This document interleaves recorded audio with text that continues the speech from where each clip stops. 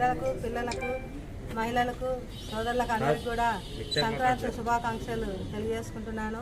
24వ సంవత్సరం అందరూ కూడా పాడి పంటలతో, ఆరోగ్యాలతో, సుఖసంతోషంగా ఉండాలని చెప్పేసి ఆ భగవంతుని కోరుకుంటున్నాము.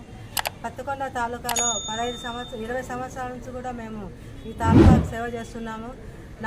మా నాన్నగారి మినిస్టర్గా ఉన్నప్పుడు, ఎమ్మెల్యేగా ఉన్నప్పుడు కూడా ఈ తాలూకా ఎంతో అభివృద్ధికి మేము తోడ్పడినాము. ఇప్పటికి కూడా జగన్మోహన్ రెడ్డి గారి వెంటనే ఉన్నాము. చక్రపాణి రెడ్డి గారికి, మా శ్రీదేవి గారికి అందరికి కూడా మేము ఎలక్షన్లో తిరిగి మా సాయశక్తుల వాళ్ళని గెలిపించడానికి చేసినాము.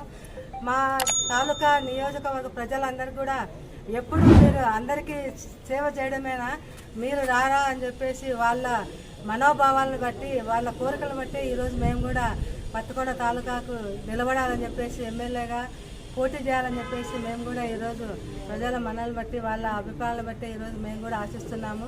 జగన్మోహన్ రెడ్డి గారికి కూడా చెప్పినాము, మేము కూడా ఉన్నాము, మేము కూడా ఇక్కడ ఈ ప్రజలకు సేవ చేయాలని చెప్పేసి మా ఉద్దేశము. కాబట్టి జగన్మోహన్ రెడ్డి గారు ఇస్తారని ఆశిస్తున్నాము. మేము తప్పకుండా పోటీలో ఉంటాము.